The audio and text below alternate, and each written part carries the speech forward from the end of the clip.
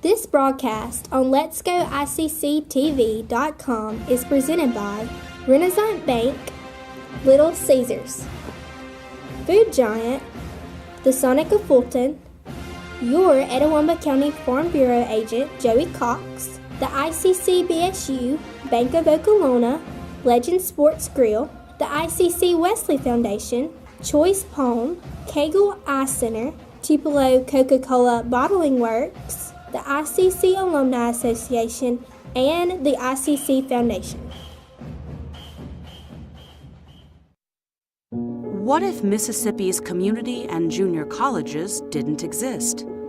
You'd see a much different Mississippi, one without these degrees. And the jobs that come from them.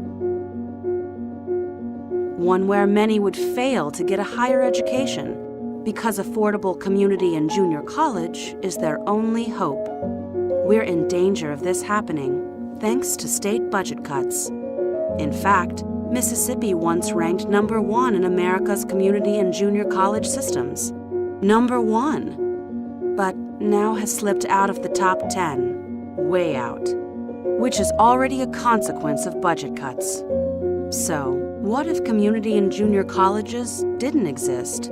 If budget cuts continue, we may well find out. Contact your legislator and tell them to support Mississippi's community and junior colleges. What's better than waiting in line at the bank? Literally everything. Renaissance Bank's mobile check deposit lets you take care of checks wherever you want. Click on Deposit Check in the Renaissance mobile app. Read and hit Continue on the bottom of the notice page. Sign it. Write your name, account number, and for mobile deposit only on the back. Photograph it, front and back, so we know it's real. Type in the amount, choose the account to deposit into, click Continue, and go on your way. You'll receive an email that is being processed, but hold on to the hard copy until the check clears, and then rip it up and throw it away. So what are you waiting for? Download the Renaissance mobile banking app and make waiting in line a thing of the past. Check, phone, check. Renaissance Bank. Understanding you. Member FDIC.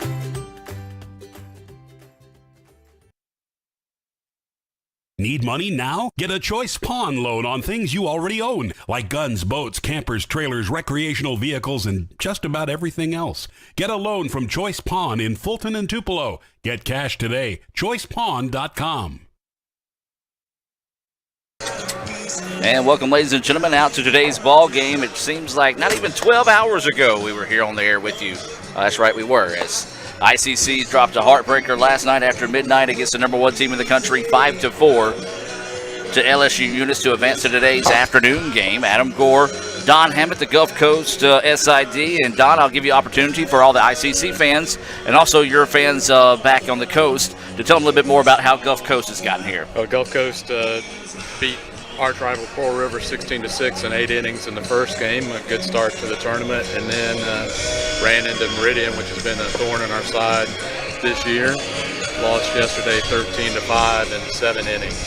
So the Bulldogs and the Indians are in a must-win situation. The winner of this game will advance to the 6 o'clock game tonight with the unenviable task of having to beat LSU Eunice. And the interesting thing about that is, and I saw you tweet this, and I didn't realize this until you tweeted it, if either ICC or Gulf Coast does beat Eunice tonight in that 6 o'clock game, they'll have the Saturday off and won't play again until Sunday.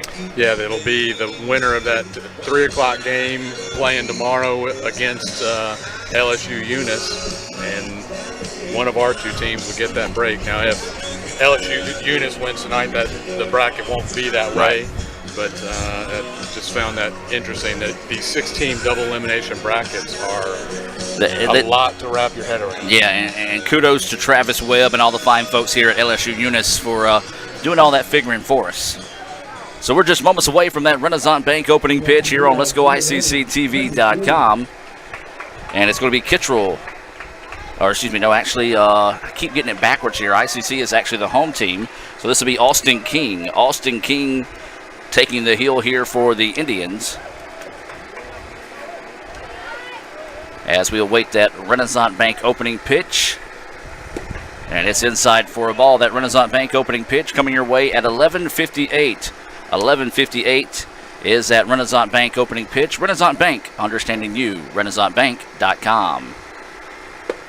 That pitch across for a strike, even the count now at 1-1. Well, you knew Austin King was going to be the guy today for the Indians, as he is that weekend rotation guy. And he is going to have a tough task today against a Gulf Coast squad that ICC swept during the regular season, Don, but it was kind of a tale of two different seasons. After that, Gulf Coast really got hot, was swinging some of the hottest bats coming into the postseason play. Bulldogs had won 10 of 11 coming into yesterday's game and closed out this regular season winning 5 out of the last 6.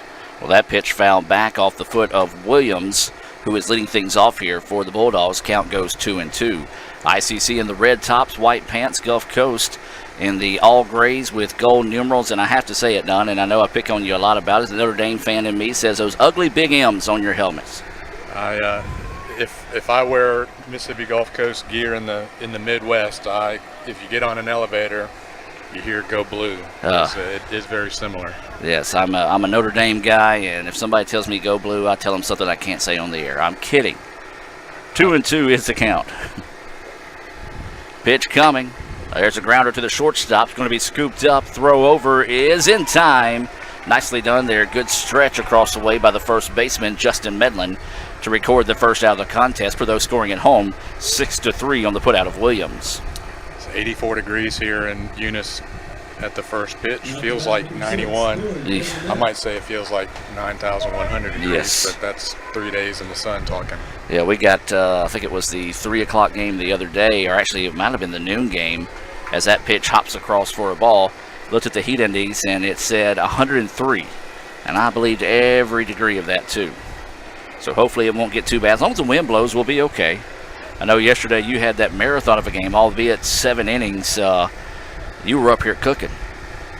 Was cooking, but like you said, we get a kind of an afternoon breeze here today. It looks like it's going a little right field to left field, going across the field. Last couple days, it's been a little more dead to left. Yeah, and interesting type of atmosphere as that pitch across. Missing for a ball. 3-0 now is the count to Mahinet. But yeah, it's breezy during the day, but last night, if you play those late games, there's absolutely no breeze, and they replaced the breeze with millions of mosquitoes. As that pitch is up high for a ball and 4 straight pitches, and Mahinet will reach on a 1-out walk.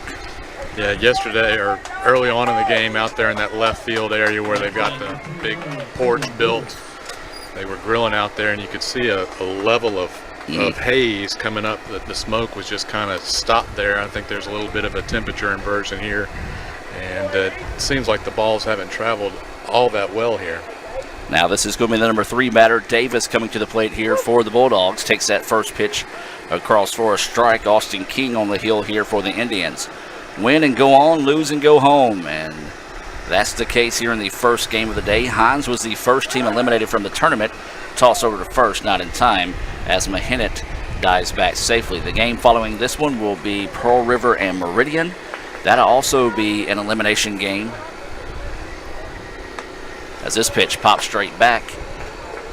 And that's one thing, and Don, you just saw it. If that's about another foot up, we're in trouble, as there was one that come flying by us last night just right over the stairwell. You think you're kind of safe in this porch area. Not the case. Well, you got your glove on, so you'll protect us. Yes. You have never seen any of my athletic prowess, so I'll go ahead and tell you now, if the ball comes this way, save yourself, because I would probably hurt myself trying to get out of the way. We're both Adonises, so I think we'll be safe. 0-2 now is the count. Pitch coming. Check swing. Did he go? Yes, he did, and that's going to be a Renaissance Bank strikeout there for Austin King. A big-time Renaissance Bank strikeout for the second out of the inning. As you take a look at it right there, just couldn't quite hold off on that check swing. So now this is going to be Parker coming to the plate, the number 4 batter for Gulf Coast. His 23rd home run of the year yesterday. He's second in the country.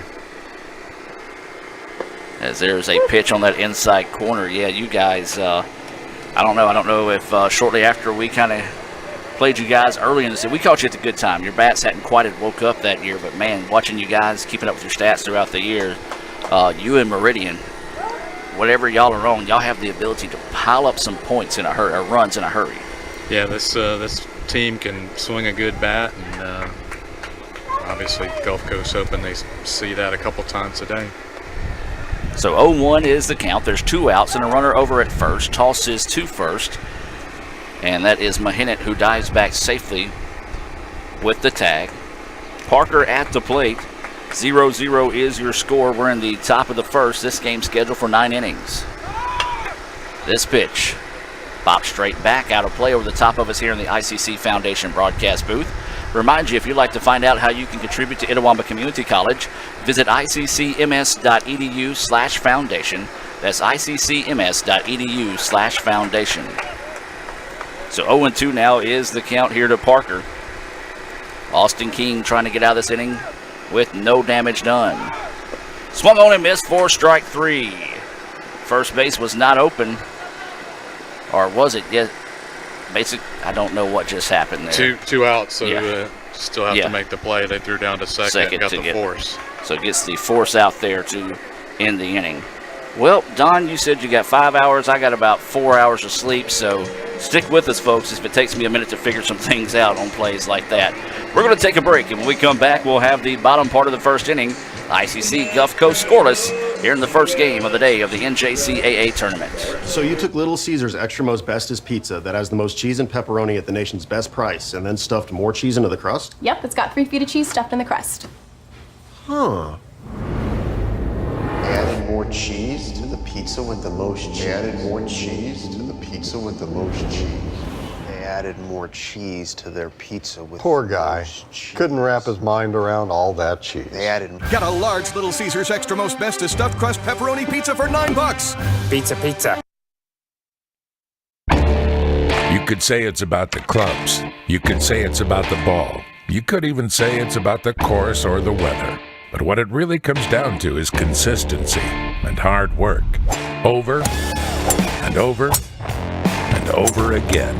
At Renaissance, we understand consistency. We understand hard work.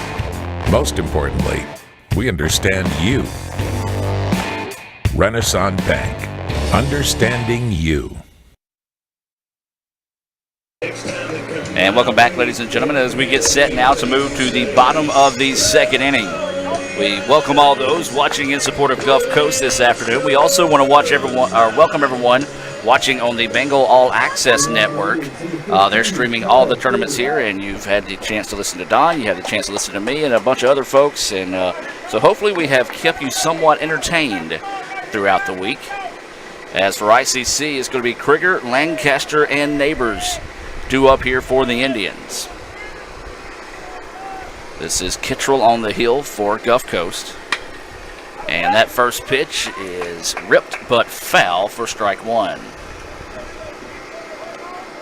Well, Krieger had a double in the bottom of the 11th last night to start the 11th inning, but just the Indians could not find a way to get him across to tie the ball game, and that's how the Indians ended up here with a 5-4 loss to number 1 Eunice in 11 innings. This pitch fouled back for strike 2. 0-2 is the count. And Don, you and I, we've seen a lot of sports in the year. Everybody talks about, how hard it is to rebound from an emotional loss. That one, a fever pitch of emotion last night.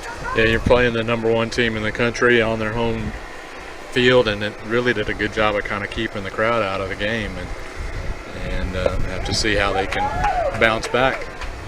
And they appeal down to first on that check swing, said he did not go, and so now the count is 1-2. Nice location by Kittrell on that breaking ball away. 1-2 now is the count here to the second baseman, Krieger. So waiting the 1-2 offering. That one outside. He was at the count now at 2-2. Well, one thing we've noticed, once you get to this region play, the pace of play slows down dramatically. It has definitely slowed down some. Obviously the stakes are higher, but I always like to see a quickly pitched game. Helps the defense stay into it. This pitch is popped up by Krieger, third baseman, calling everyone off, and he will squeeze it for the first out of the bottom of the first. Kittrell has transitioned over from being the Bulldogs' closer. Kind of went to him when the number 2 starters weren't being super productive, and he's answered the bell well for him. So now up is going to be Jackson Lancaster, the center fielder here for the Indians. I know Jackson's grandmother probably watching again. She probably stayed up all night with us last night. As there's going to be a shot up the middle, and it's going to, wow, what a play by the shortstop. The throw over is not in time, so to go for a base hit, Don, what an impressive play over there at short. Colin O'Shea's about a 6'3" guy, and he used every bit of length on that one to get over there, range far to his left, and gets the ground ball, but tried to throw him out from his knees, and Itawamba hitter was just too fast for that. Yeah, Jackson has really great speed playing in center field and a threat to steal here, and here comes Hunter Neighbors. Neighbors will be taking his game to Ole Miss next season. He was 3 for 6 last night. Connected on his first 3 hits of the ball game, and when you go 3 for 6 against the #1 team in the country, that explains why you're an SEC caliber player. Yeah, I don't know how many pitchers LSU rolled out, but there weren't any duds in that bunch. 5 pitchers. As there's a slider that goes across for a strike. 1-1 now is the count. So 1 ball, 1 strike, 1 out, and Lancaster is over at first base. Scoreless here in the bottom of the first. Snap throw over to first, not in time. Lancaster slides back safely.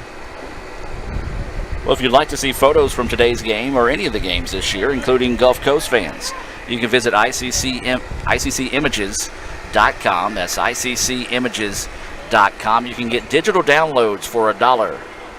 You can't beat that. Download to your phone or any of your devices there. That's ICCimages.com. Lee Adams here taking photos, doing a great job as always. Swung on and miss. A big healthy swing there from Neighbors. Nice location as that pitch tailed away from the batter. 1-2 now is the count.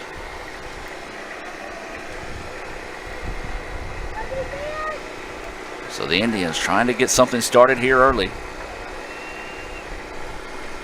1-2 offering. And it was set up outside. The pitch came back high and inside. 2-2 now goes the count. A couple defensive changes for the Bulldogs. Kobe Cagle is catching today. Logan McGrew caught the first 2 games in brutal conditions. He and Cagle just flip-flop catcher DH. The throw over to first and a somewhat of a belly flop by Lancaster. Getting back that time without any issues. 2-2 goes the count. Bulldogs also have Castor Lee at second base. He came in and defensive role, pinch hit yesterday. He gets a start today. So winning the 2-2 offering. Neighbors can't catch up with it. A swing and a miss there for a Renaissance Bank strikeout. And that's a big one for Kittrell. That's the second out of the inning. So now that's going to bring up LeBryant Siddell, the left fielder for the Indians. LeBryant was on a tear entering postseason play and was 0 for 6 last night. Or actually, excuse me, I think he was 0 for 4 with a pair of walks, actually. So you know he's going to try to kind of break out of that 0 for situation here as the toss over to first is not in time. Kittrell's a tall pitcher, 6'4", 6'5", but one thing that Gulf Coast pitchers have, even the right-handers, have good moves to first base. Runner goes, ball gets away, and that'll be a stolen base. Just picked the right pitch to run on there as the catcher come up looking to throw. Looks like Gulf Coast read it pretty well, just couldn't quite find the ball out of his glove. So a stolen base for Lancaster, now a base hit, something down to the outfield could be huge here for the Indians. 1-0 is the count here to LeBryant Siddell. Siddell, the freshman out of Tupelo, Mississippi. Obviously, we're in Eunice, so I don't have to necessarily explain myself for saying Mississippi. Is that breaking pitch outside for a ball? One thing you may see the Bulldogs do, they like to throw behind runners with the catcher. They'll even throw behind the runner at second base. That's one thing ICC has done and done well with Hunter Neighbors behind the plate this year. So these two teams very similar in styles. 2-0 is the count here to Siddell. He looks at that one and a nice job on the fastball at the knees for a strike. 2-1 now is the count. So 2 balls, 1 strike, and 2 outs. We're in the bottom of the first inning, scoreless between number 18 Gulf Coast and ICC. The first of 3 games, the first of 2 games for one of these teams. That pitch in the dirt. Gets away, but kept it in front of him. Did not get far enough away to allow Lancaster to head over to third. Good job that time. I didn't write down my position. You said Cagle. Colby Cagle. Yeah, Cagle was the catcher. Good job by Cagle that time just to keep it close and keep the runner at second. He wasn't 100% sure where it was, but it wasn't far enough away for an attempt to move up 90 feet. So the count goes 3-1 here to LeBryant Siddell. Siddell, boy, took a healthy swing at that one. Couldn't catch up with the fastball. Nice pitch that time out of Kittrell to force the count to go full at 3-2. So far, an absolute beautiful day here at the ballpark. A little warm, but not going to complain as we're in the shade here in the ICC Foundation broadcast booth. Awaiting the 3-2 pitch from Kittrell. 2 outs and a runner on second here for the Indians. Ground ball, foul ball, and we'll do it all over again. See the flags waving out there in left field. Don talked about not really waving a lot, but blowing out a little bit towards left field. It'd take a little wind to move those flags. They're big flags. So 3-2 is the count here to LeBryant Siddell, the left fielder.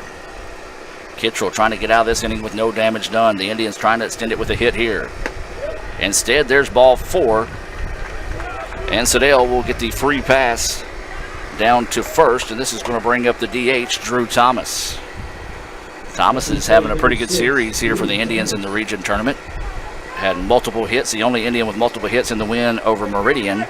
And I believe he had multiple hits last night as well against Eunice, so trying to keep that hot streak going here for the Indians. 2 outs, runners on first and second. Bottom of the first, scoreless between ICC and Gulf Coast. Thomas looks at that pitch on the corner. Good looking pitch, just a little bit too far outside for the umpire's liking. So 1-0 is the count.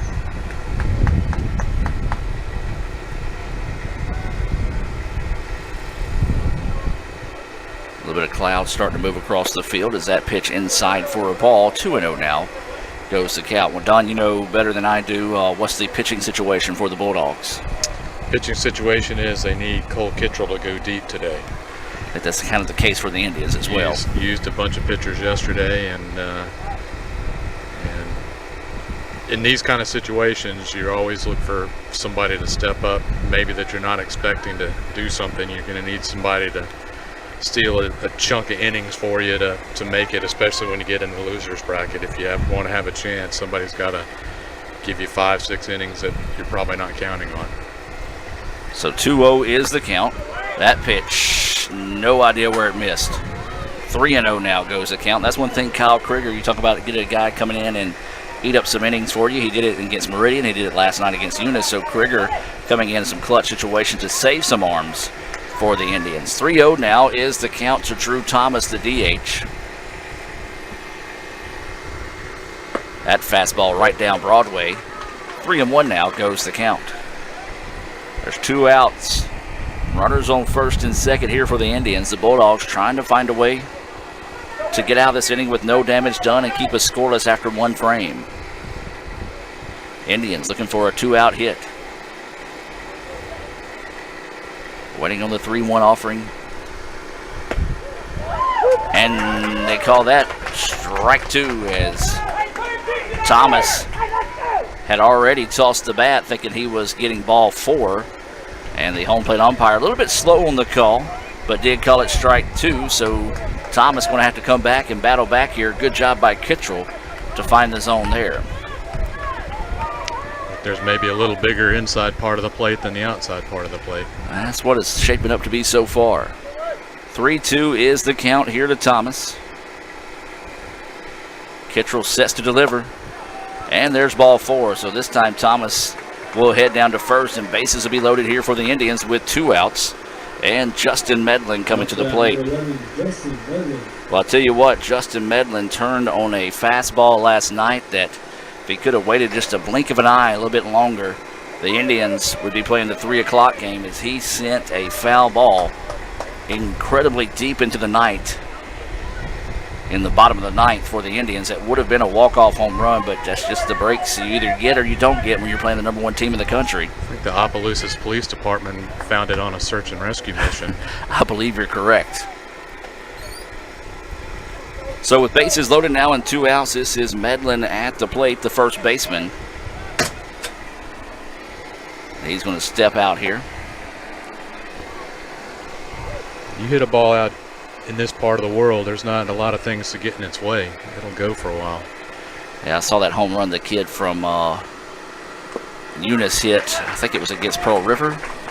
Yeah, you just lost it into the night as it went out to right field over the trees like it was still going up as it went out in the trees. So yeah, that was against Hines. Oh yeah, Hines. They really put a whipping on Hines in that first game, 10-0 in 5 innings.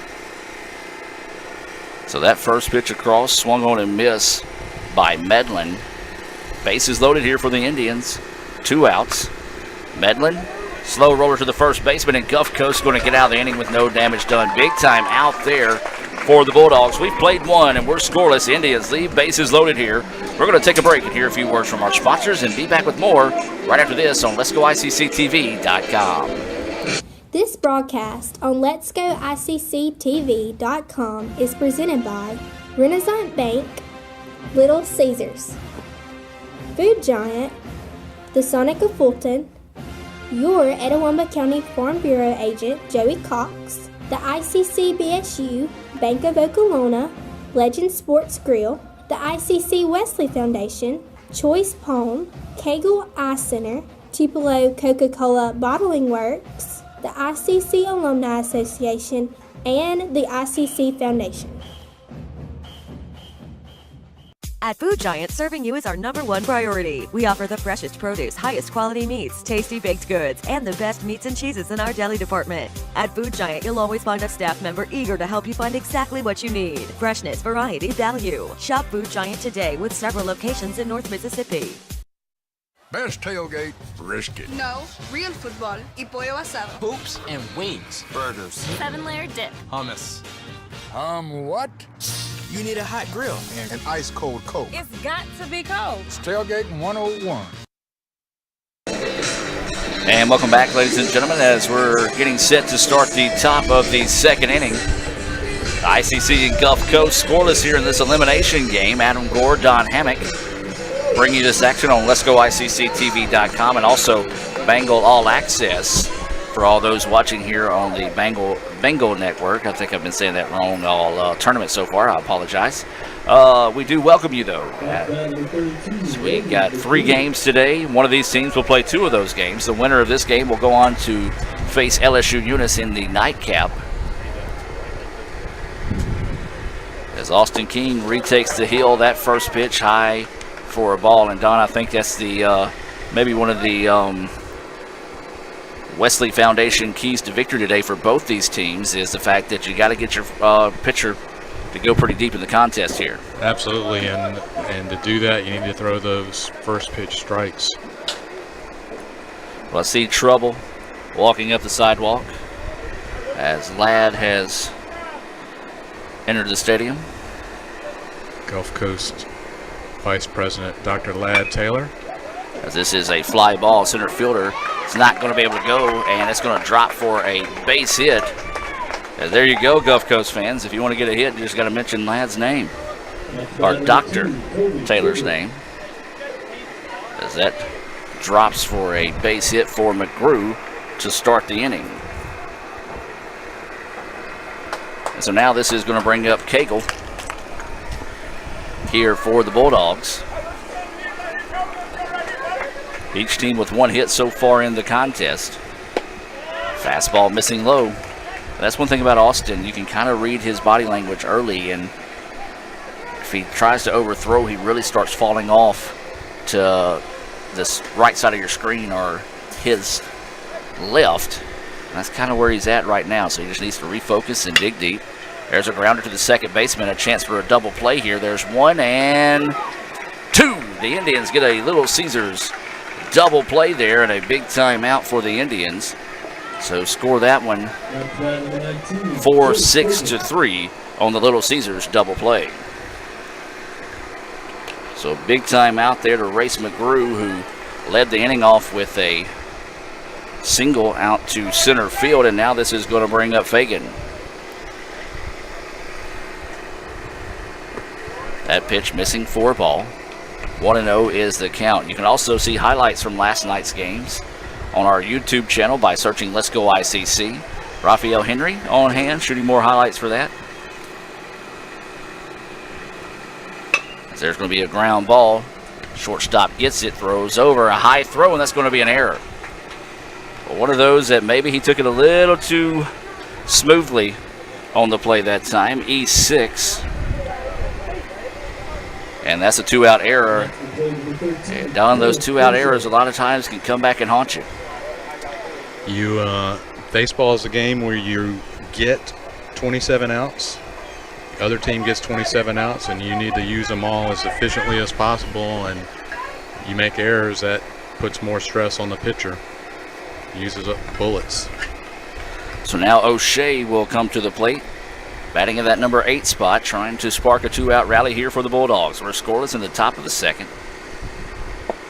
That pitch missing outside, and King right now still struggling to find the strike zone, but when he does, the Bulldogs are doing a pretty good job of putting the bat on the ball.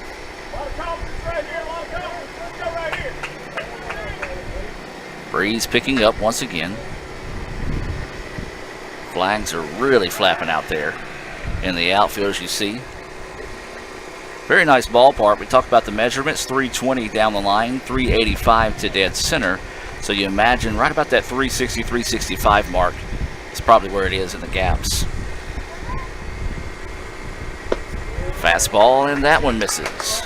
2-0 now is the count. O'Shea tied for second on the team with 10 home runs. He and Dylan Menhennett have 10 home runs this year. O'Shea, I think, is batting .500 for the tournament. He's got a couple doubles, so he's been swinging a hot bat. So the Bulldog fans would love to see that bat keep swinging hot here. Throw over to first is not in time.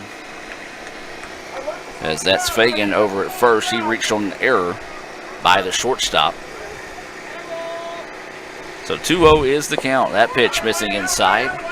3-0 now goes the count. Good eye by O'Shea to force the count go 3-0.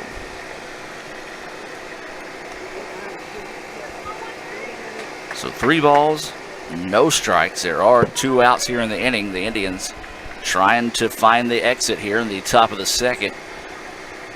So O'Shea trying to extend it and see if they can break open a scoreless contest. And there's ball 4. The second walk of the game issued by Austin King, and good eye that time by O'Shea. 4 pitches, and he draws the 2-out walk. And now we're going to go to the number 9 batter. This is going to be Lee. He came in late yesterday, had a single in his only time up, drove in a run. So looking to duplicate that here for the Bulldogs in the top of the second with 2 outs. Runners on first and second. That pitch missing for a ball again. So Austin King struggling to find the zone here.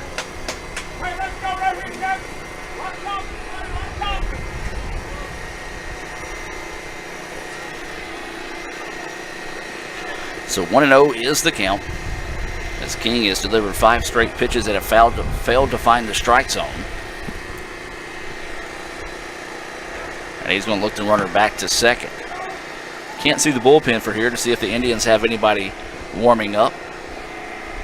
Raphael going to take a few steps down the ladder to see if he can see. Not necessarily panic mode yet, especially if you can find this out. But with 6 straight pitches that failed to find the strike zone, might want to start getting somebody loose. Yeah, this is one of those where you don't want to go to the bullpen early, because a lot of times when that happens, it turns into a carousel out there. Guys running out, guys running in. So 2-0 is the count. There's a shot that's going to get through for a base hit, and that's going to score a run. Or is it? The throw is going to be cut off and not in time. So nicely done that time by the Bulldogs to come in with that hit. You talked about Lee coming in late last night to get that RBI single. Cashing it in here, and the Bulldogs making the Indians pay for that 2-out error. Raphael said there's nobody up yet in the ICC bullpen. The Bulldogs turn the lineup over. Ike Williams will come to bat. So Williams, the leadoff batter here, and the Bulldogs trying to get that merry-go-round a spinning. Here with 2 outs after that RBI single by Lee. 1-0 Gulf Coast with the lead. And that pitch across for a strike. Good job by King to kind of just battle back, regain his focus, and just pipe that one down the middle. So 0-1 is the count. 2 outs, runners on first and second. 1-0 Gulf Coast with the lead. King will step off and lift the runner back to second. Just doesn't seem too comfortable early on in the game here on the hill. And this is the first time a lot of these guys have played in temperatures like this in this tournament, so that obviously a factor in this contest. I know we've had a relatively mild spring. There's a ground ball to the shortstop, and he's going to try to throw it over in time. Will not be in time. And that's going to be an infield single. Well, Williams showing off that speed. A nice play at short that time. A good stretch over at first. But even if the throw would have not pulled the first baseman off the bag, he still would have been safe. So let's call that an infield single for the 3rd hit of the game for the Bulldogs. And now bases are loaded here. Bulldogs rallying with 2 outs. And now Mahinet at the plate. He walked in his previous at-bat. And he looks at that pitch low for a ball. Casper Lee did a good job getting down to second base. I think Lewis had half a mind maybe to try and flip to second, but he knew he wasn't going to get him there. And by the time he got his body torqued around, Williams had beaten it out. That pitch inside nearly hitting Mahinet. Looks like a little miscue on that as Neighbors was set up on the outside of the plate. And 2-0 now goes the count here to Mahinet. And we've had a relatively mild spring. The beginning wasn't too cold, and we didn't have these 90-degree days really until last week up in Senatobia. One of those where we had our typical 3 days of spring and then jumped right into the heat of summer. So 3-0 is the count now. Austin King's got nowhere to put him with bases loaded, and there's ball 4. And so that will walk in a run here, and 2-0 now is the score in favor of Gulf Coast. One of the easiest RBIs of the career of Mahinet. Well, Gulf Coast did a good job against Pearl River in the first game of the tournament, their first game of the tournament, by taking 3 consecutive bases loaded walks. Only had 2 hits in the inning and scored 8 times. That pitch missing for a ball. Pearl River made 4 errors, had a balk. And we do have, I believe it's Harrington heading to the bullpen. Snap throw down to third is not in time. I believe the pitch missed for a ball as well. It did. 2-0 now is the count. So the Indians are going to start getting someone loose here. May want to have to try to rush that situation if King continues to struggle to find the zone. And that ball gets away, and that's going to score a runner from third as it gets into the dugout. So now the Bulldogs have cashed in early on the wild pitch to take a 3-0 lead here, and the Indians struggling. I'll have to check and see. I'm not exactly familiar with the ground rule here, where exactly the dugout starts. I'm assuming it starts there where the concrete is. Yeah. But there's the railing on the front doesn't extend all the way down to the end. And a strike is called on that one, almost a mercy strike there, as that one looked to be low for ball 4. Umpire a little late on the decision, did call it strike 1. 3-1 now is the count here to Davis. And then there's ball 4. Ball gets away, but it's going to be kept in front of Neighbors that time. And there's another walk, the 3rd walk of the inning right now, back-to-back walks. And Coach Collier's going to try to come out and talk to his pitcher here. We're going to step away. Bases are loaded with 2 outs. Gulf Coast leading by 3, but looking for more. Back with more right after this on Let'sGoICCTV.com.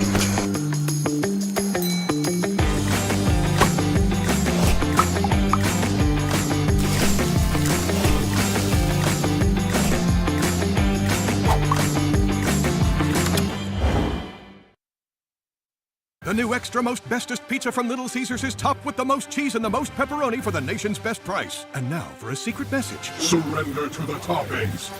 Incredible! Extra most bestest, the most cheese and most pepperoni for just $6. Pizza, pizza. And welcome back. No changes being made here for the Indians. So Collier going to try to just come out and help his freshman pitcher regain his focus here. Bases are loaded for Gulf Coast. 3-0 is the score. And this is going to be the number 4 batter, Parker, coming to the plate.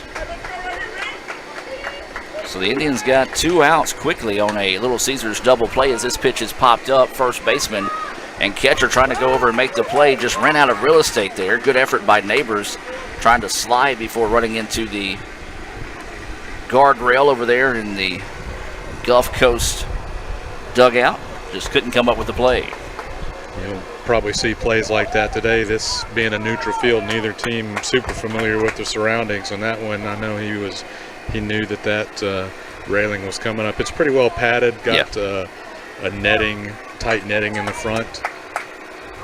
But it's easy for me to say it wouldn't hurt that much running into it. And another wild pitch is going to allow a run to score for the Bulldogs. Runners will advance.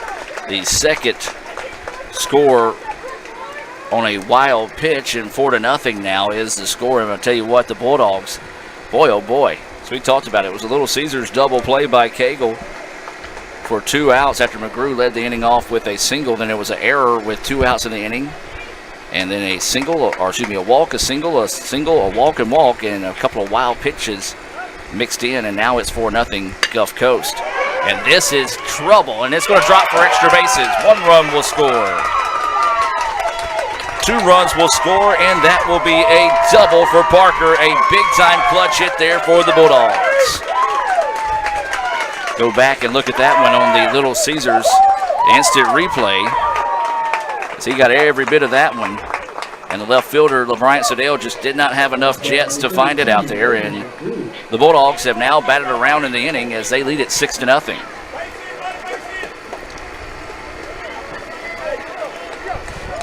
So now McGrew, who started us off here in this inning with a single, will come back to the plate with a runner on second, and the Bulldogs leading 6-0. Good-looking pitch, called a ball. 1-0 now is the count. I talked with Gulf Coast coach Rodney Batts after the game last night, and he said that sometimes you're not sure whether you want to save your pitching and just deal with the 10-run rule, but he wanted to see some more at bat so the Bulldogs could feel better at the plate. As that pitch across for a strike, he was up now at 1-1. Parker parked one late over there, over the Bengals sign out in left center for his 23rd home run, and that was maybe getting him on the right track. So 1 ball, 1 strike, 2 outs. Runner at second. A big inning here for the Bulldogs as that pitch gets away. Excuse me, actually went to the replay instead of the runner advancing over to third.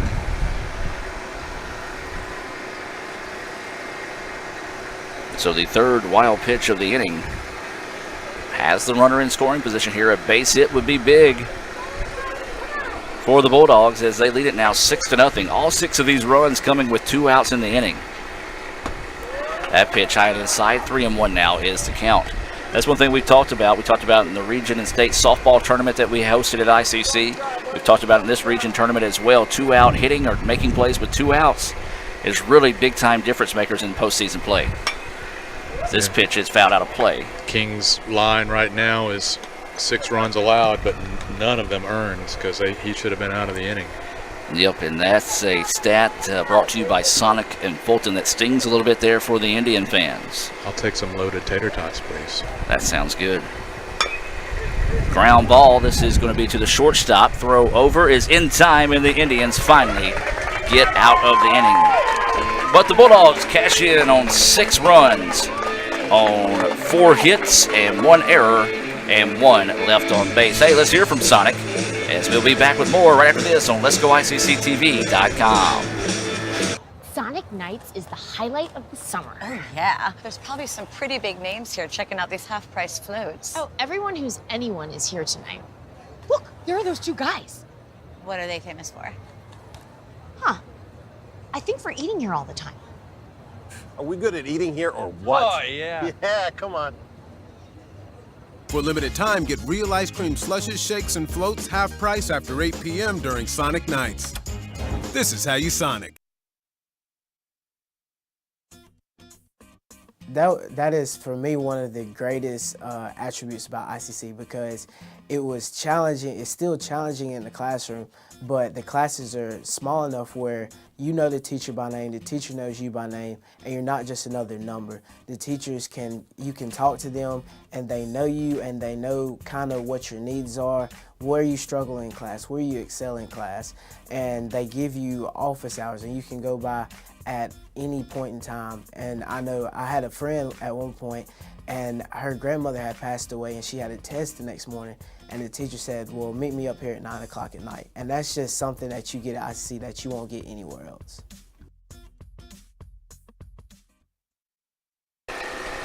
And welcome back to action, ladies and gentlemen, as we get set to move to the bottom of the second inning. My, oh my, what a big top half of the inning. 6 unearned runs for the Bulldogs, as they lead it 6-0 here in this elimination game between ICC and number 18 Gulf Coast.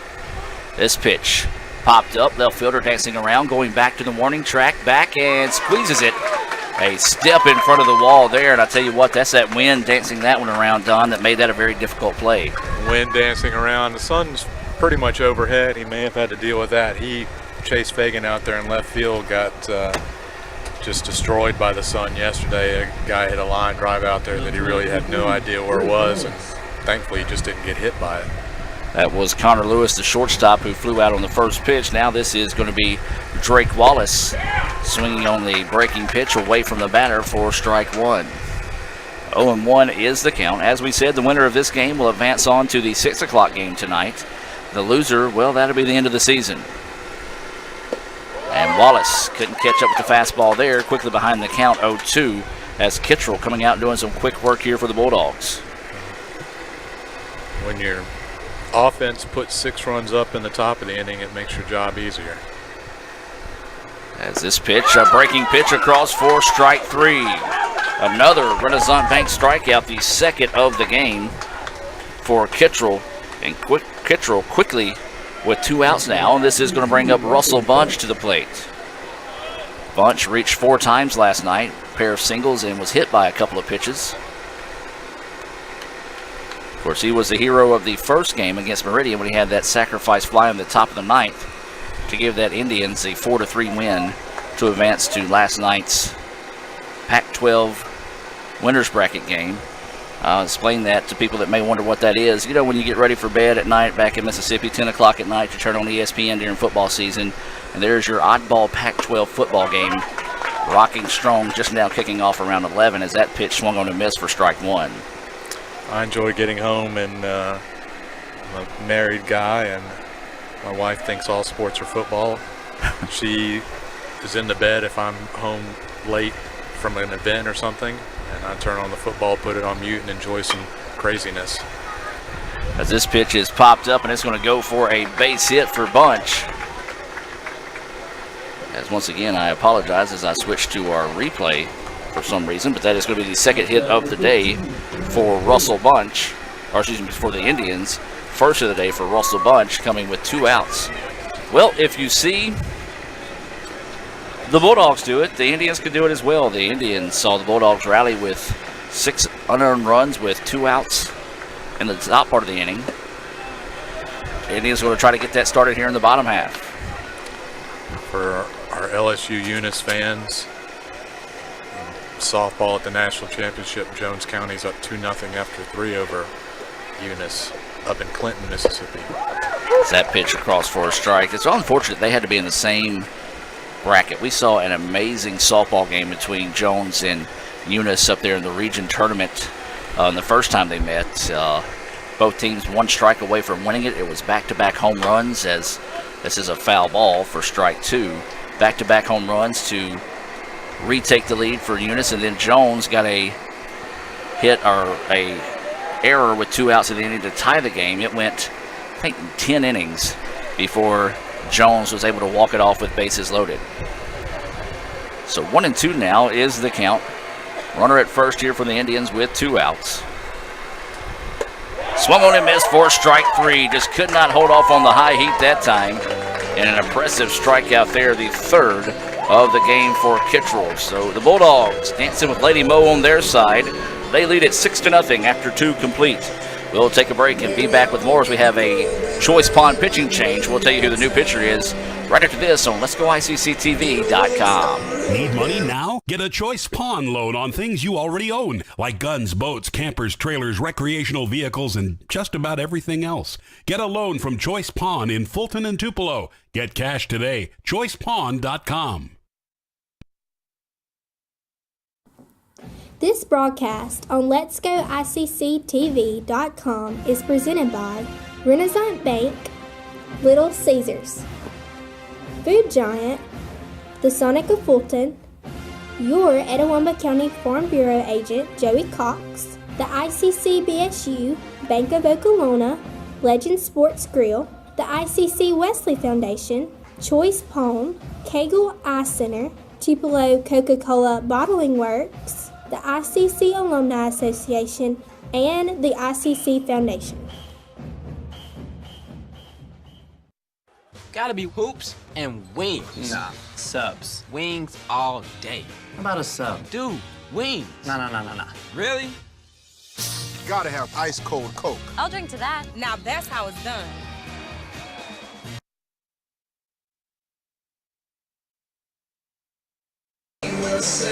And welcome back, ladies and gentlemen, as we do have that Choice Pond pitching change here for the Indians. And we do invite you to visit choicepond.com if you need a pond lawn or more. Choice Pond with locations in Tupelo and Fulton. Also got a few out there in Kentucky if there happens to be anybody in the Kentucky area watching tonight or this afternoon or whenever it is, as number 31 is now entering to pitch here for the Indians. My stats are stuck together as this is Sam Harrington. He is 2-4 in the year with 37.2 innings tossed. He's given up 36 hits, 18 runs, 13 of those earned, has walked 15, has struck out 37, and has a 3.11 ERA. First pitch goes for a strike, that one missing for a ball. And 1-1 now is the count. This is going to be a flare out to right field. Right fielder's having a little bit of trouble, and then Drake Wallace shows off that speed as he comes charging in for the putout of Cagle for the first out of the inning.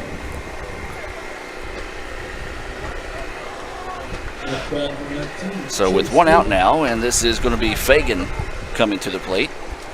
He reached on the error that got everything started for the Bulldogs in the second. He's going to rip one out to left field, and I believe this is going to be down for extra bases. No, it's not. A good job of getting to it in a hurry for a single. It's kind of blocked by the monitor there on how far the ball got away from the left fielder, but a nice hit there by Fagan.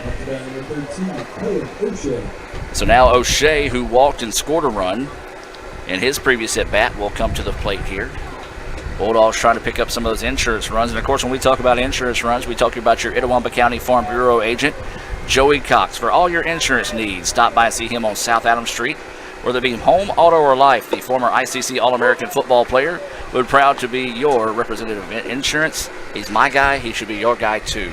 That's Joey Cox. That first pitch across for a strike to O'Shea, the number 8 batter in the lineup this afternoon. Toss over to first, kind of just a half-hearted toss as Fagan got back without a slide.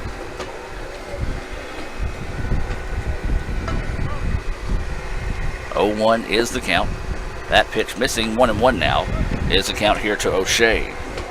Don, you got any sponsors you need to talk about? I'm taking up all the sponsor time. I'll grab some here in a little bit. Okay. And I'll get my notes out here and get to everybody. Just going to give a shout out to our men's tennis team when we get a chance. And a big healthy swing and a miss there by O'Shea. 1-2 is the count. Bulldogs tennis team finished up the 2018 season out at the NJCAA Division I Men's National Championship. Evan Chubb made it to the consolation bracket finals where he was defeated, but Bulldogs will wind up finishing highest among MACJC teams out there. And this pitch fouled back. Congratulations to the Bulldogs. And I don't think a lot of people realize just the difference level in competition once you get from the region and state play here in the MACJC to the national level. Of course, ICC, Gulf Coast, both with two very proud tennis programs throughout the years. But, man, when you don't have the same recruiting rules as some of the other schools out there, it is a whole different level. There's going to be a shot out to right field, and it's going to drop for a hit. O'Shea with a base hit. Here in the state, we're limited to only 2 out-of-state positions, and now they can be international players. Yep. But I know, for instance, ASA Miami is one of the top teams in the country. I think they finished second this year. They'll have internationals that they bring in who don't even make the roster, and it's just basically 2 different levels. And that pitch across for a strike, as this is the number 9 batter, Lee, who had an RBI single, scored on a wild pitch in his first at bat. Tennis coach Gary Bourgeois and baseball coach Rodney Batts have been exchanging well wishes back and forth via text, and they may be listening on the bus. I think they have the Wi-Fi bus. And there's a shot, and it's to the gap, and this is going to score 1. Are they going to try for 2? No, they're going to hold him there, as that's going to be a double for the Bulldogs. Take a look at that on the Little Caesars instant replay, and I tell you what, Lee, who you said came in last night, had a clutch hit.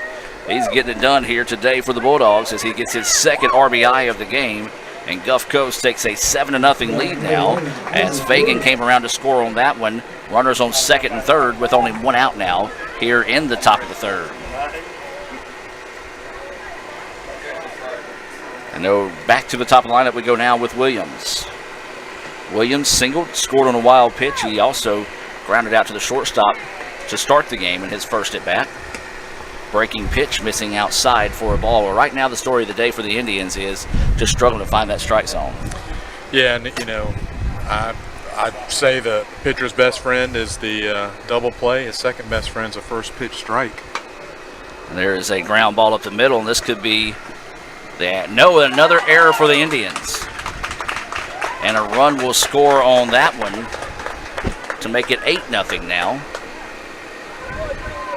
And that one just looked like a ball that just got out of the hand of the shortstop, as the speed for Williams did cause a part of that problem, but shouldn't have been one that really caused an issue there. And I think you might start to see maybe some fatigue from last night's game, the early heat here for the Indians starting to set in here early on. Well, between the physical fatigue of playing late and turning around and coming and playing, and then the mental fatigue, and you know, it's only natural to have a letdown in a game after a game like that last night. Itawamba really needed something good to happen early to kind of get some juice in the batteries, and so far that hasn't happened. And when I say that, I don't want to sound like I'm taking anything away from your Bulldogs. Absolutely of course, not. They're getting it done, and that's what it takes whenever you're in the postseason play. Other teams give you the opportunity, you make them pay for their mistakes, and the Bulldogs have done that so far in the contest. And, you know, the other thing is momentum is your next starting pitcher, and so far the Gulf Coast starter has been lights out. Yeah, this is Harrington in the game right now. He's replacing King, who went 2 innings for the Indians. Struggled. He gave up 6 runs. All those were unearned. That breaking pitch missing for a ball. 2-1 now is the count here on Mahinet. Mahinet has walked twice. One of those walks came with bases loaded, so he did get an RBI, and he did score a run back in that 6-run second for the Bulldogs.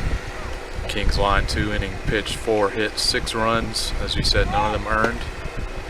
And that pitch across for a strike. 2-2 now is the count. Had 2 strikeouts and 4 walks through 48 pitches. 21 for strikes according to our game changer.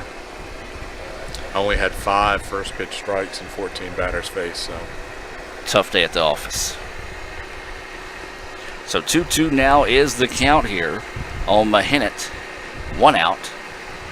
Runners on the corners here for the Bulldogs. They lead it 8-0. Harrington taking a whole lot of time here. Now set to deliver. There's a ground ball. Second baseman coming to get the high chopper. Looks back over to third. The runner had headed home, so that's just going to be an RBI ground out, and now the score balloons to 9-0. So 4-3 on the putout of Mahinet. He does get an RBI, his second RBI of the game. That is the 3rd run of the inning as Lee comes across to score. And now with 2 outs in the inning, this will be Davis coming to the plate. Davis 0 for 1 with a strikeout, a walk, and a run scored. Fastball high for a ball. 1-0 now is the count.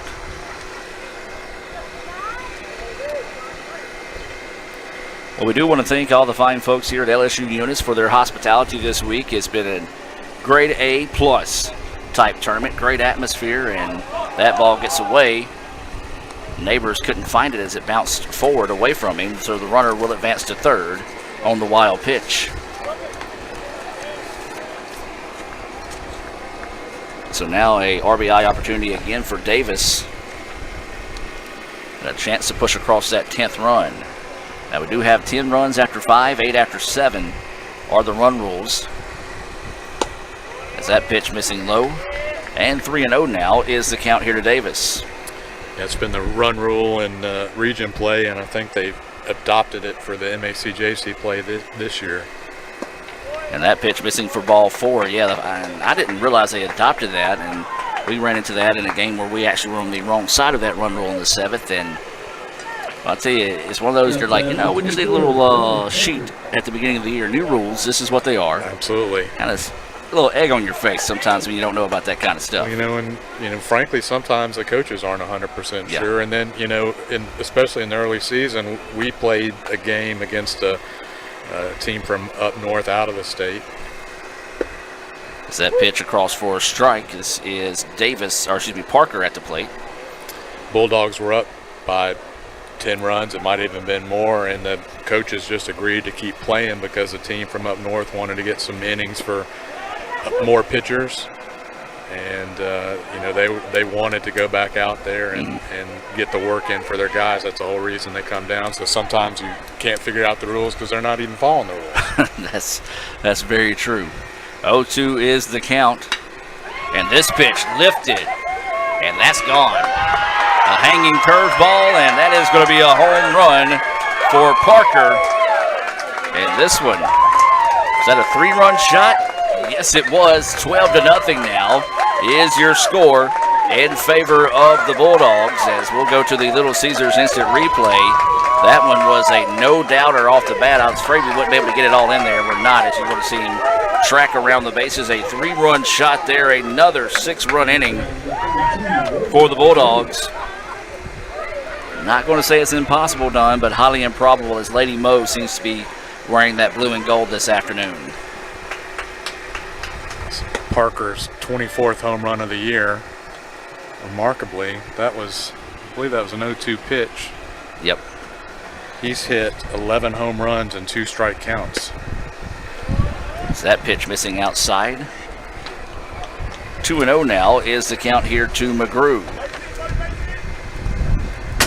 Lee Adams just showed me a celebration photo there that we'll happily accept and credit. As that was almost back-to-back jacks there for the Bulldogs, as McGrew's ball just drifted foul.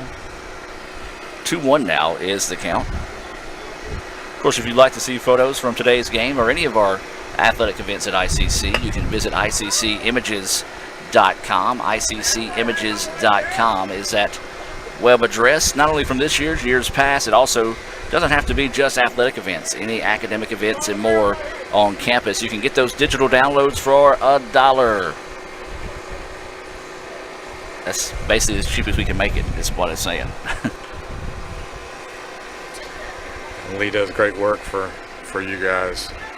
And that's one thing I tell everybody. They're kind of complimentary of some of the things we do, but if not for Lee Adams and Raphael Henry, the Let's Go ICC brand would be struggling greatly. And there's strike 3. A Renaissance Bank strikeout there ends the inning, a big one. But the Bulldogs hang another 6th spot on the board, and they take a 12-0 lead here after 3 complete.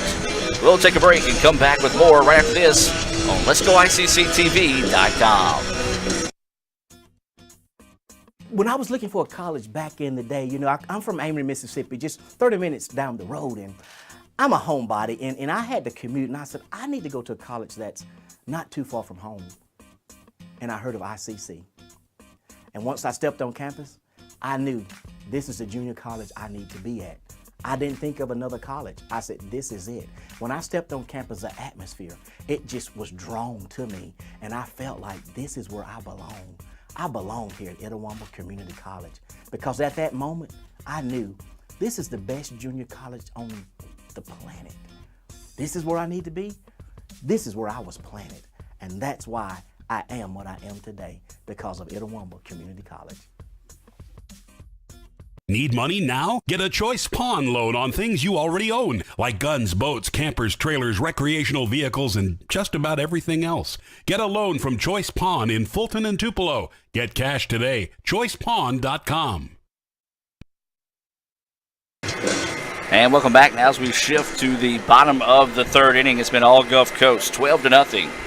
They score 6 in the top of the third, highlighted by the 24th home run of the year for Parker. It was a 3-run shot before a Renaissance Bank strikeout ended the inning there. Gulf Coast leads it now 12-0. For ICC to be the 2-3-4 batters up, Lancaster, Neighbors, and Sedale. Is this Kittrell still on the hill for the Bulldogs? Yes, it is. So we talked about earlier having that 6-run cushion, make it a little bit easier to work. Another 6 runs on the board. And right now for Kittrell, you can go after the batters all day. That was Parker's 4th home run of the postseason, so he's pretty dialed in at the moment. Freshman or? Freshman. One of those, he might not return next season. I'd be surprised if we see him in the blue and gold next year. Yeah, there's ICC with 22 freshmen on their roster, and kind of right there with you. I think we've got a couple of guys that will have some options this summer. As there's going to be a ground ball, second baseman scoops it, throws over in time. Wow, pretty good speed by Lancaster to make that interesting, but a good throw over there from second to first for the first out of the inning. Parker's hit enough home runs, and early in the year, Coach Rodney Batts talked about how he was doing it with 2 strikes, and put together a spreadsheet. That was his 11th home run with 2 strikes on him. First time, though, he hit a home run on 0-2 pitch. So that pitch across a strike to Neighbors, and yeah, that was one of those as a hanging curveball, and already got 23 on the year. You know if he gets a chance, 24 is coming. And the wind is favoring in that direction right now. So the 0-1 pitch to Neighbors, he pops this one up. If it stays in play, it should be an out here. First baseman is going to come over and squeeze it. That play a little bit more difficult than it looks as he was looking directly straight up into the sun. So second out now, as that's going to be retired by the first baseman in foul territory. And now this is going to bring up LeBryant Sedale, the left fielder who walked but was left stranded in scoring position back in the first. And Sedale trying to spark the bats here for the Indians. That pitch up high for a ball. 1-0 is the count here to Sedale. Well, the Indians got 2 hits. Bulldogs with 8. The Indians with a couple of errors, and one of those errors big as it allowed 6 unearned runs in the top of the second. So that pitch missing low and outside. 2-0 now is the count. Well, as we said, the winner, they'll go on to play tonight at 6 o'clock. The loser's season will come to an end here in the Region 23 tournament. 2-0 count. And that's going to be a ground ball. Third baseman grabs it, throws it over in time for a very quick 3-up, 3-down inning there in the bottom of the third inning. We're going to take a break. It's all Gulf Coast in this one. They lead it 12-0. Back with more right after this on Let'sGoICCTV.com. Ever since you got that license, you haven't stopped moving forward. Now that you're older and on the move, you need a safer place to keep your money. We get it. A student checking account frees you up with things like mobile check deposit to take care of that check from grandma without having to stop at a bank. Pay with your phone when you're out with friends. And stop worrying about ATM fees. We'll pay you back for those. Worry about your future, not your money. And know that we'll stick with you wherever you go. Renaissance Bank, understanding you. Member FDIC.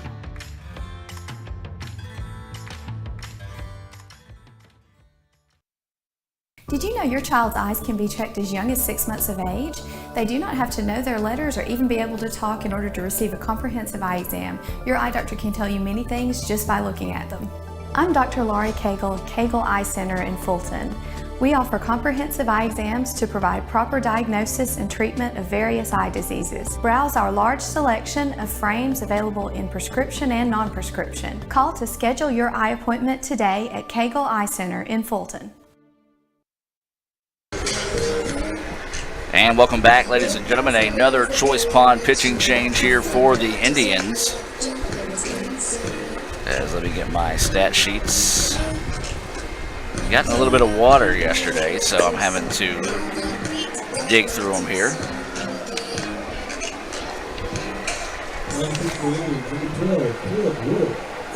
This is actually Caleb Whittle coming into pitch. Caleb Whittle seeing his first action of the year. So Caleb Whittle, a freshman, thought he was going to be redshirted this year, is going to get to come in and see some action here for the Indians.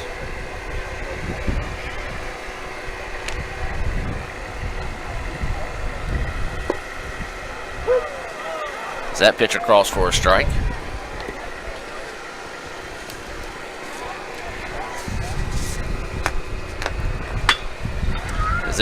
This pitch is lifted, and it's going to be off the wall. This is going to be for a double, and a double to start the inning there for the Bulldogs. Colby Cagle catches, but he runs like anything but a catcher. He's got pretty good speed. Yeah, when you said a catcher, I looked up and I was like, yeah, that's impressive speed for a catcher there. Cagle is one of our, we've had a bunch of guys sign. He hasn't signed yet, but he's got some offers he's mulling over right now where he'll be next year.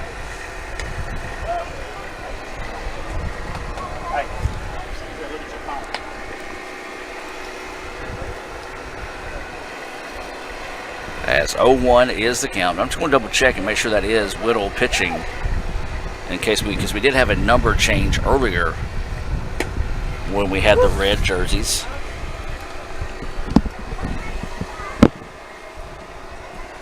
And so Lee Adams is going to double check on that number there. Okay, it is Chris Pete. I thought it was Chris Pete by the way he was throwing. So Chris Pete is pitching now instead of Whittle. I want to step in and so Pete, I was thinking that was a unique situation for the Indians to bring in Whittle, who is planning on being redshirted this year, but instead it is Chris Pete, as there is a number change that we were not made aware of before the tournament.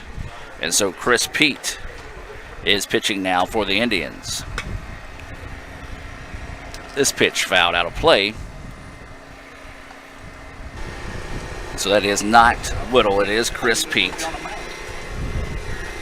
I went in to take a look and see if the scorecard had the number changed. It didn't, but one of those situations sometimes whenever you get different jerseys and maybe somebody forgot a jersey, so one of those we were not made aware of there. We have at least one uniform set where Bailey Hargrave wears a different number. Sometimes it's a jersey in a different size, or jersey's gotten irreparably damaged and you have to cycle them out of it.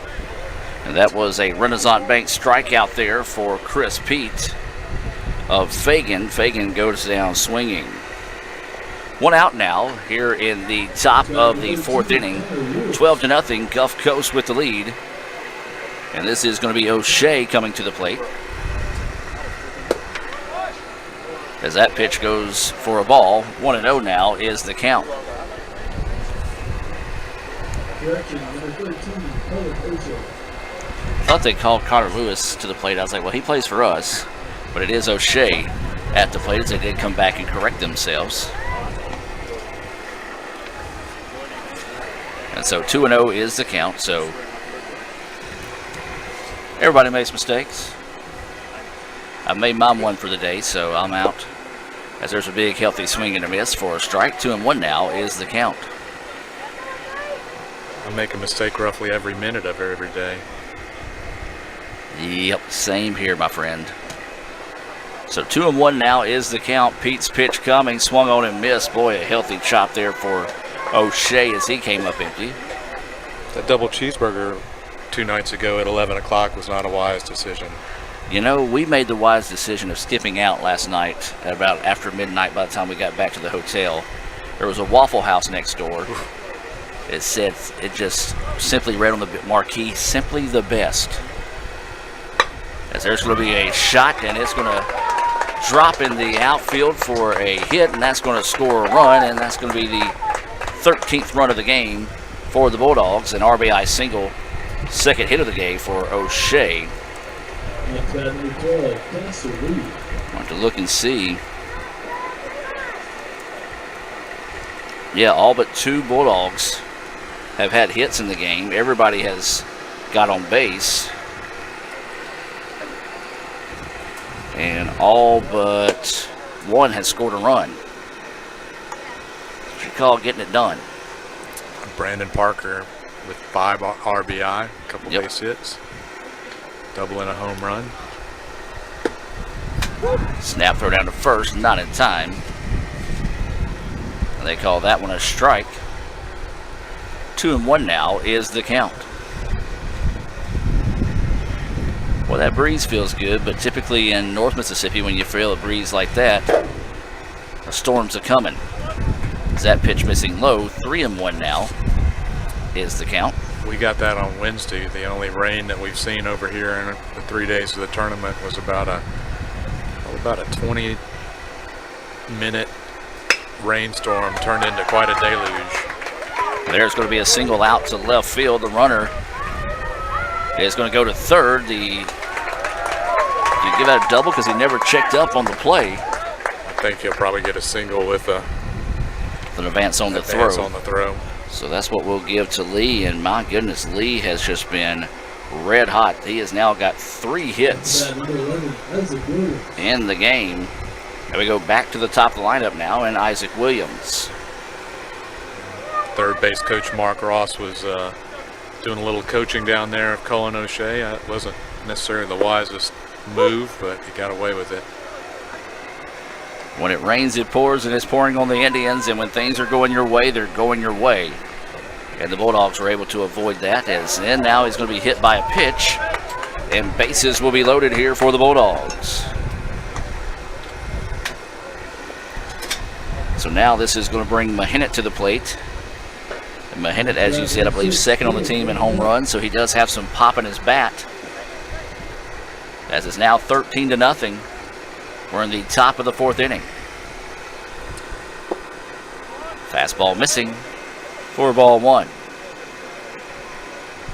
And Hinnett, one of the 2 Bulldogs we mentioned without a hit. He and Alden Davis, who's on deck, are both 0 for 1, but both have walked twice. Both have scored. Davis has scored twice. So that pitch missing for a ball. 2-0 now is the count.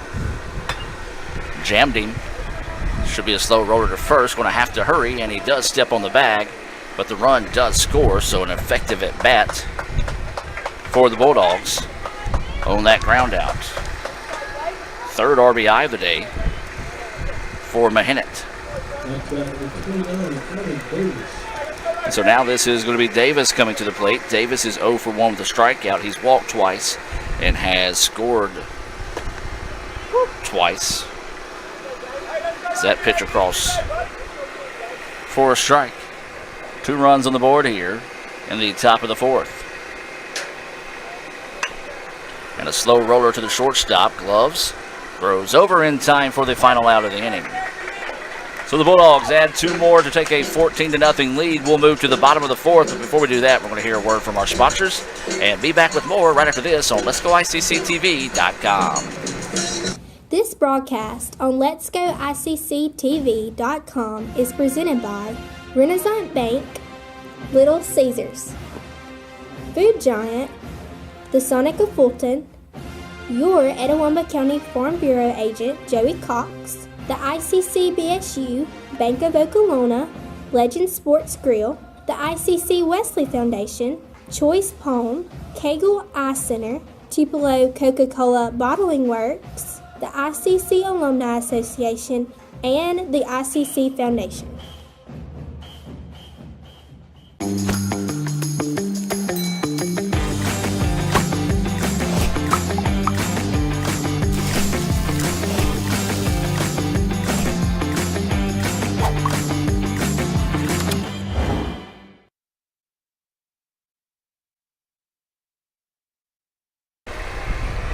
And welcome back now as we get set to move to the bottom of the fourth inning. The Indians, well, they got a little bit of work to do.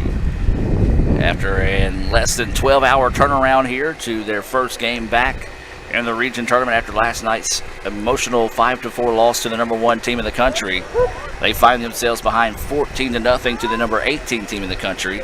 Not making any excuses for the Indians. You got to play the game. But the Bulldogs have done an excellent job this afternoon cashing in on opportunities that the Indians have given them, and they've also come up with some timely hits as well. Regardless of what's happening today, they should be proud of what they did last night. That was a lot of fun to watch. Very competitive game. It was well played for the most part. No sportsmanship incidents, which we see a lot of times in these region games. Yep. As 1-2 now is the count with no outs. This is Thomas, Medlin, and Lewis due up here for the Indians.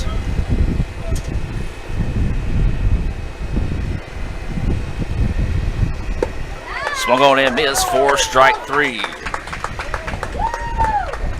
As Thomas took a healthy chop at that one, couldn't find it. I got that as the 4th Renaissance Bank strikeout of the day for Kittrell. For our LSU Eunice listeners up in Clinton, Jones County's gone back in front 4-2 after 4. Hit a home run in the 4th and got an RBI single. So sounds like another classic. You were mentioning that them being on the same side of the bracket. The reason they're on the same side of the bracket is DMAC. Yep.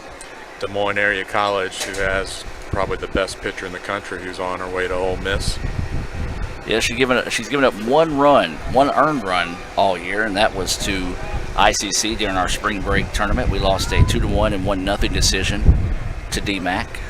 I think I saw a story recently that said she had not allowed an extra base hit at all. I think that's right. So 2-0 is the count. This pitch fouled back and out of play. 2-1 now. Goes the count here on Justin Medlin. Medlin grounded out to the first baseman to end the first. And Don, we talked about it for the Indians. Coming off that tough loss last night, you just had to get something going early. The Indians had runners in scoring position. And you got to think if they were able to push that run across, might have sparked something in the Indians. But as the game progresses and Kittrell has been great on the hill, you can kind of just see the air slowly deflating out of this Indian squad. Yeah, because you need something good to happen for your team. And on the flip side, if you have some success early, sometimes it'll make the opponent's battle, their day, that much more difficult. And for the Bulldog fans watching here on Let's Go ICC TV.com, hello.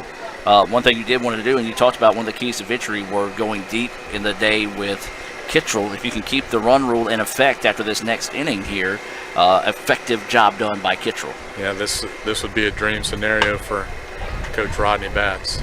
Grounder to the shortstop, scooped up, throw is high, and it gets away. And that's going to be an error on the Bulldogs. The first error of the day for Gulf Coast. Well, good to see the hustle out of Medlin. A lot of times you see a score like this, 14-0, a little routine play, and they'll kind of just jog down to first. But Medlin showing off his speed, it forced that hurry of a throw, and it ended up being an error. The ball got into the dugout, and so Medlin will head over to second. Well, there's always team motivation. There's also individual motivation around here. There's been a lot of college scouts in attendance at these games. Seen West Florida, we've seen Louisiana Monroe, seen a bunch of different teams out here, South Alabama. As that pitch going for a strike, this is Connor Lewis, who flew out to left field in his first and only at bat of the day. Yeah, there have been a bevy of scouts here.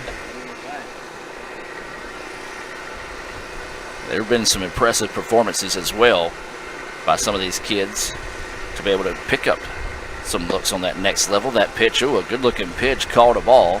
1-1 now is the count here to the shortstop, Lewis. We're in the bottom of the 4th inning. Gulf Coast is in control of this one. Winner of this game will advance tonight to the 6 o'clock game against host LSU Eunice.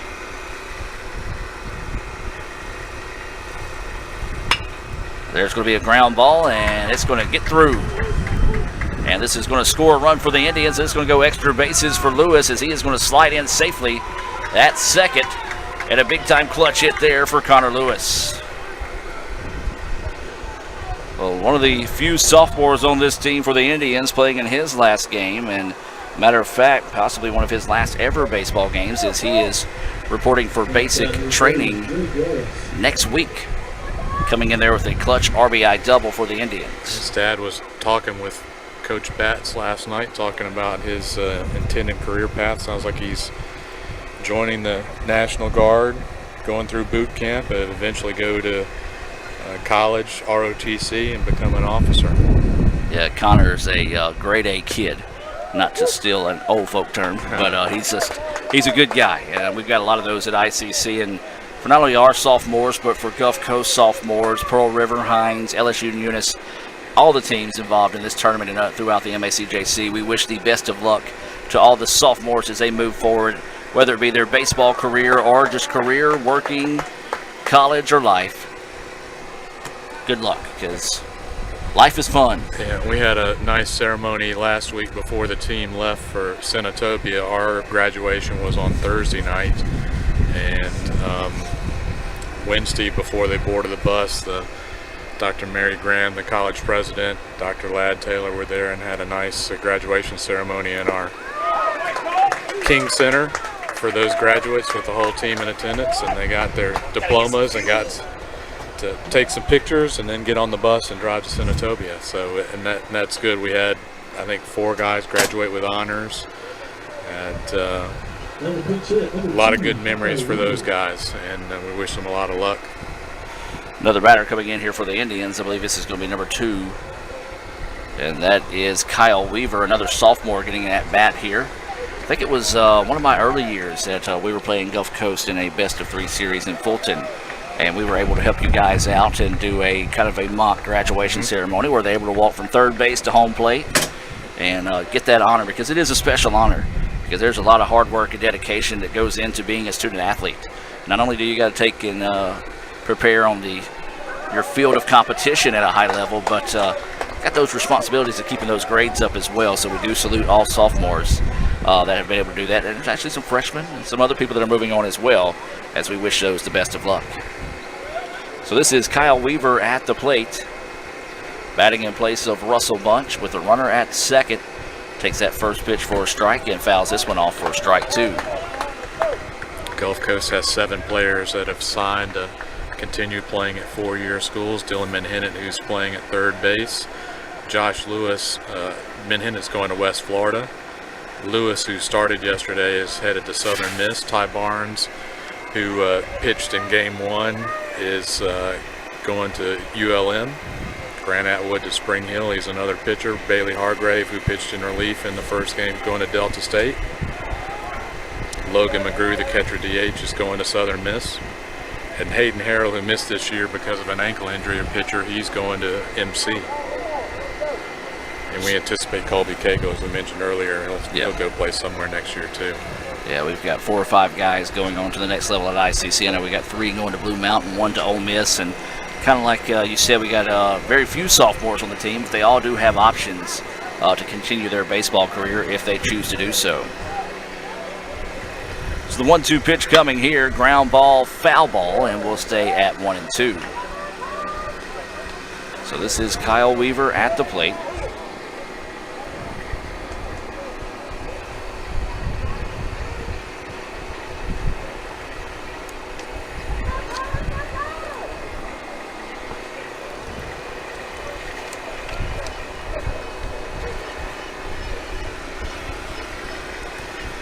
We're waiting the 1-2 pitch here. And swung on and missed for strike 3. Another Renaissance Bank strikeout, the 6th of the day for Kittrell, and that will end the inning there.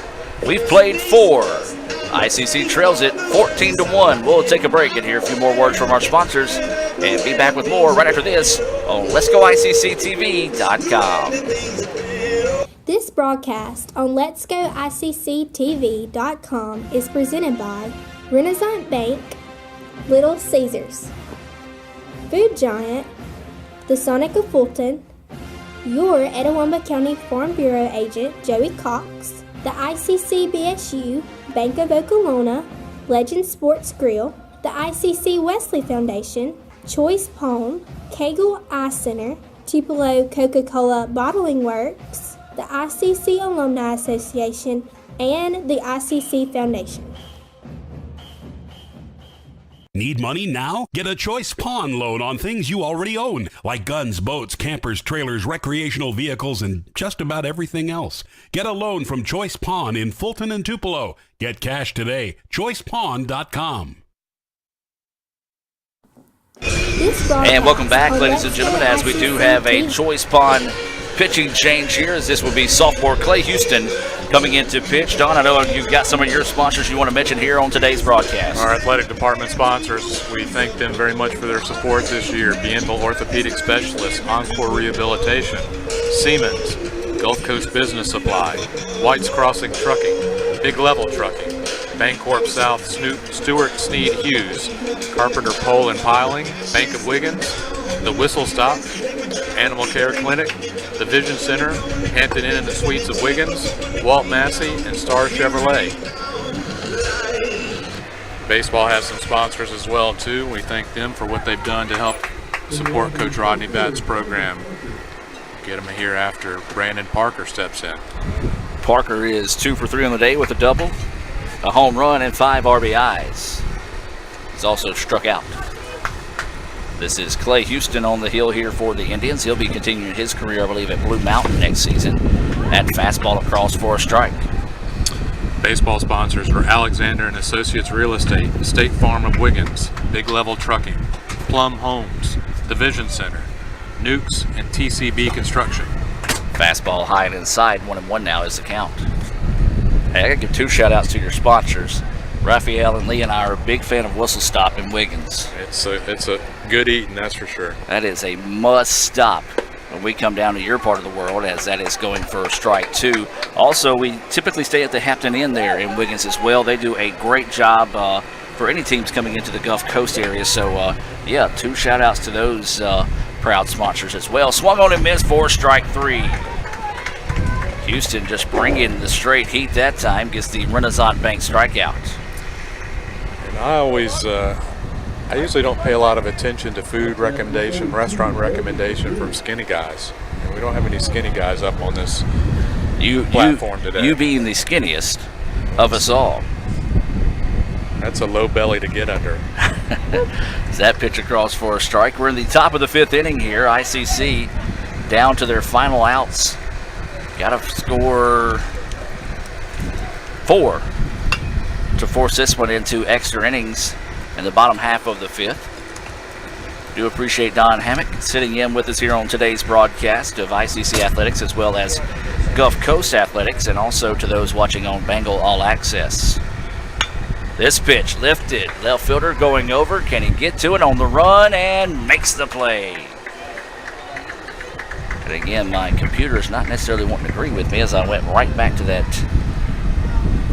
instant replay, so I apologize for that. As I'll tell you what, this computer being out in the heat itself is probably like, hey, Gord, I'm done. I had several incidences yesterday where I could have sworn I pressed a button and the fade didn't happen. The commercials kept playing. Well, this kind of happened to a few days here, so there's a ghost up here running the show. Is that pitch across for a strike? 0-1 now is the count. There's a ground ball to the shortstop. Scoops it up, throws over, is in time, 6-3 on the putout for the first 3-up, 3-down inning of the day for the Bulldogs. So we're going to move to the bottom of the 5th for the Indians. They've got to score 4 to extend this contest. As we'll take a break and be back with more right after this on Let'sGoICCTV.com. What's better than waiting in line at the bank? Literally everything. Renaissance Bank's mobile check deposit lets you take care of checks wherever you want. Click on Deposit Check in the Renaissance mobile app. Read and hit Continue on the bottom of the notice page. Sign it. Write your name, account number, and for mobile deposit only on the back. Photograph it, front and back, so we know it's real. Type in the amount, choose the account to deposit into, click Continue, and go on your way. You'll receive an email that is being processed, but hold on to the hard copy until the check clears, and then rip it up and throw it away. So what are you waiting for? Download the Renaissance mobile banking app and make waiting in line a thing of the past. Check, phone, check. Renaissance Bank, understanding you. Member FDIC. I'm Dr. Laurie Cagle of Cagle Eye Center in Fulton. We offer comprehensive eye exams to provide proper diagnosis and treatment of various eye diseases. Browse our large selection of frames available in prescription and non-prescription. Call to schedule your eye appointment today at Cagle Eye Center in Fulton. And welcome back, ladies and gentlemen, as we move now to the bottom of the 5th inning. The Indians down to their final 3 outs of the season. And it'll be the 1-2-3 batters due up. Kyle Krieger will start us off here for the Indians. Swings on the first pitch he sees and fouls it off, nearly getting someone, as you heard multiple heads up shouted that time. I might have gotten one of the Pearl River players. It did. It hit one of the Pearl River players. It was off the bounce. He was walking with his back towards the plate. He never would have saw it through the dugout anyway. Swung on and missed there for Krieger, and he's now behind the count 0-2. The myth, the man, the legend, Stan Caldwell making his way into the house. He's getting geared up for that Pearl River Meridian game coming up next at Pitch in the Dirt. 1-2 now is the count. Don't know if Meridian or Pearl River are streaming that. If not, it's going to be available on the Bengals All Access channel. Pearl River, Stan has been doing audio feed into the LSUE broadcast, so Pearl River fans can check them out there. This pitch hammered foul once again towards that dugout for the Indians, and the count will stay at 1-2. Friends like that, you don't need enemies. Friendly fire into the dugout. Blistered that way. So waiting the 1-2 offering. I think it got into an opening there in that railing and might have got somebody in the hip. This ball popped up. Trouble, right fielder coming in, looking into the sun, but makes a great play for the out of Krieger. F9 for those of you that may be scoring at home for the first out of the inning. This will be Jackson Lancaster coming to the plate here for the Indians. We're in the bottom of the 5th inning. ICC's got to get some runs. 4 of them to be exact to extend this contest. And there's a ground ball, hard hit ball, and deflects off the glove of the first baseman. Got to call that an infield hit there, as that was just a great play over at first base to be able to get a glove on that one. It's a diving effort. Second hit of the day for Lancaster. Nearly turned into an opportunity where the ball hit so hard off his glove it rolled over to the second baseman.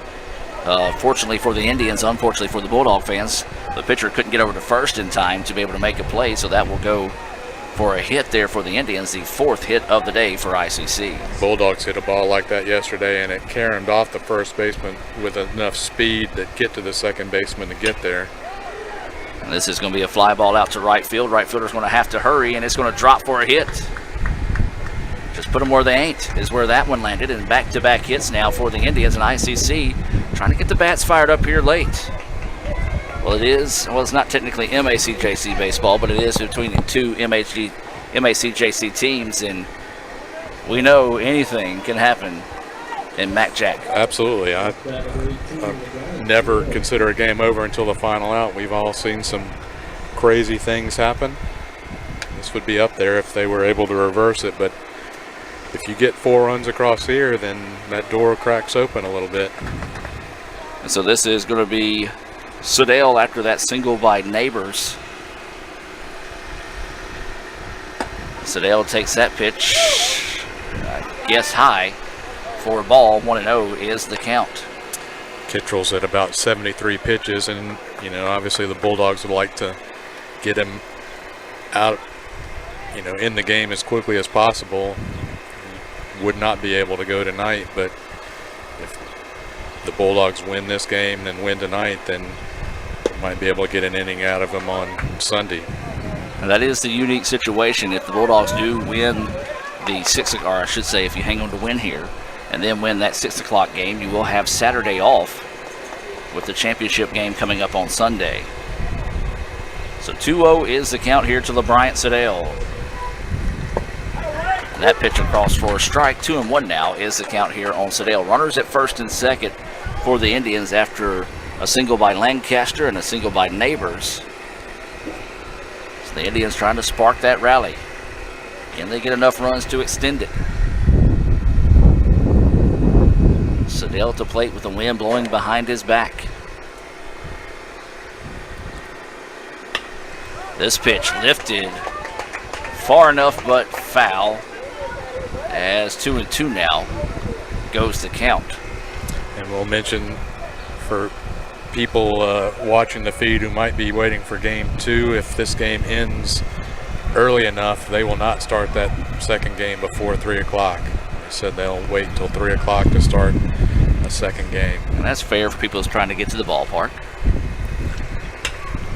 As this pitch popped up, left fielder is going to come in, dancing around in that wind, and squeezes it for the out for out number 2.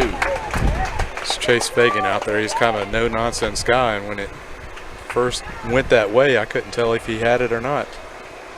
Yeah, it's a pretty wicked wind out there. It's whipping around here. And looks like it's still kind of predominantly right field to left field, and the sun is still pretty high in the sky, but the left fielder is the one who has to deal with it in this configuration. Yeah, you can see the flags. They're pretty big flags, so it doesn't take just a slight gust to move those. Curveball sneaks in there for a strike. This is Thomas, I believe, at the plate here for the Indians. And you can see the light stanchions here from a couple miles away out here. It's very flat. About 40 miles or 40 minutes northwest of Lafayette. This pitch popped a mile high. Third baseman drifting over in foul territory, and that'll do it. Your final score in the first game of the day is Gulf Coast 14, ICC 1 in 5 innings. Kudos to the Bulldogs coming out and taking care of business. They will play tonight in the 6 o'clock game. For the Indians, the season comes to an end. And what a season it's been for ICC. A historic season. They earned the number 2 ranking in the country. Then kind of ran into a little bit of a hiccup and took the number 1 team to the country to the wire last night. Was a hit away from upsetting the number 1 team in the country here in the region tournament. For ICC, they've got a few sophomores. Connor Lewis, Hunter Neighbors, Drake Wallace, Kyle Weaver, Sam Harrington, Chris Pete, Whit Roten, and Clay Houston, all playing their final game in that red and blue for the Indians, as they're getting a standing ovation from their ICC faithful that made the trip out here. A great crowd coming out to support the Indians as well. And I know for Rick Collier, it's been a long season. It's been a good season. You hate to see it come to an end. And for those that may not be aware, because Rick did ask that we don't make it too public, his mother is not doing well, ladies and gentlemen, and it was a tough decision for him to come to the ballpark, but he knew his mom would want him here. And now his attention is going to be focused back on his family.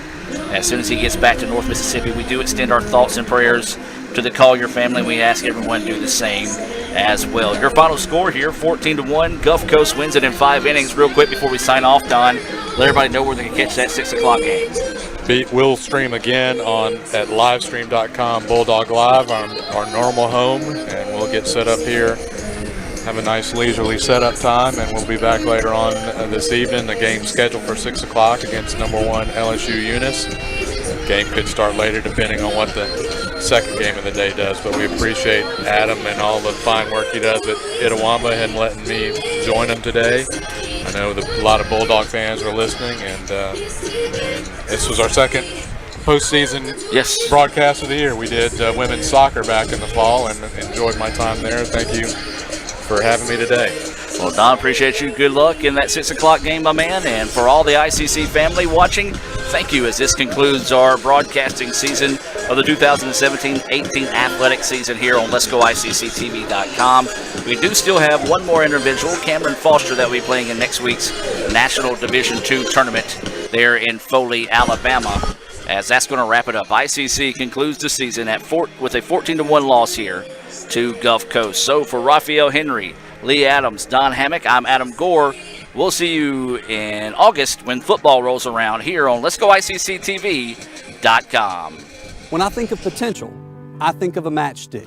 When a matchstick reaches its potential, it releases a flame that ignites everything around it. 2018 brings new potential for you and your life at Itawamba Community College, where you are each empowered to do great things. You can be better, accomplish more, and live a life that is above the bar. Your potential is here.